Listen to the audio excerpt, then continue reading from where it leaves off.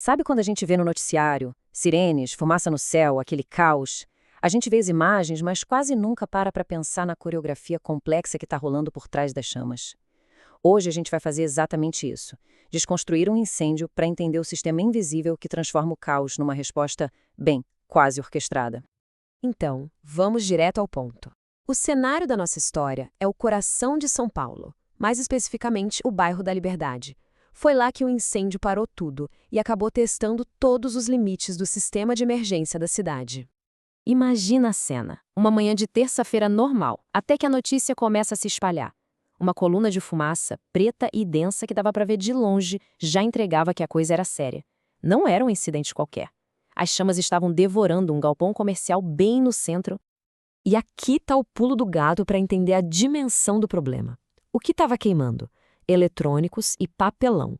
Basicamente, o combustível perfeito para transformar uma faísca num inferno em questão de minutos. Isso por si só já explica a velocidade e a fúria daquele fogo. E a resposta?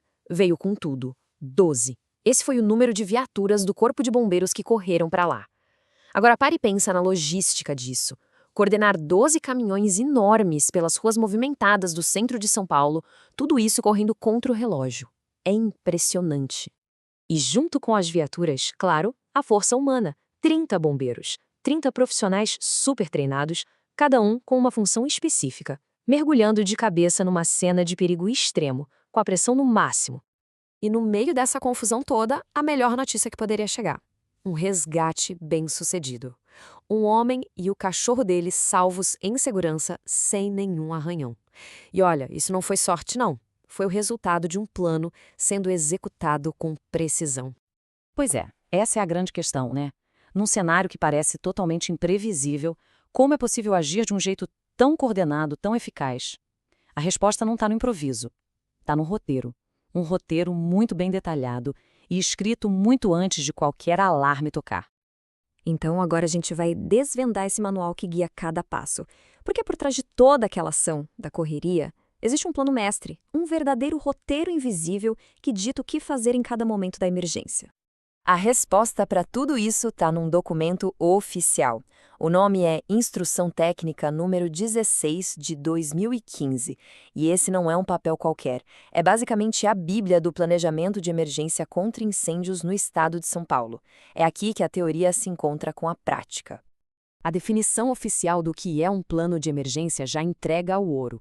A missão é tripla: proteger vidas, proteger o patrimônio e proteger o meio ambiente. E talvez o mais importante de tudo é dar para os bombeiros as informações exatas que eles precisam para agir da forma mais rápida e eficiente possível. Sabe, a luta contra o fogo não começa com a sirene. Na verdade, ela começa muito, mas muito antes de qualquer faísca aparecer. Começa tudo na prevenção e no planejamento. E uma das peças-chave desse planejamento é uma coisa chamada planta de risco de incêndio. Pensa nela como se fosse um mapa do tesouro para os bombeiros. Antes mesmo de saírem do quartel, eles podem dar uma olhada num diagrama completo do prédio. Olha só um exemplo. Tá vendo? Isso aqui não é uma planta de arquiteto comum, não. É uma ferramenta de trabalho. Cada desenhinho, cada símbolo desses tem um significado.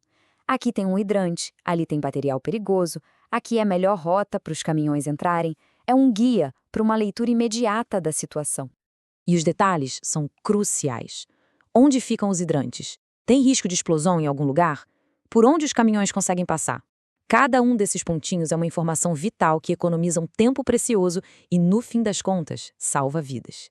Beleza, a teoria a gente já entendeu. Agora vamos voltar para o incêndio na Liberdade para ver como esse plano todo se desenrolou na prática, em tempo real, no meio do caos. E este aqui é basicamente o cérebro da operação. Pode parecer um bicho de 7 cabeças e olha, não é simples mesmo.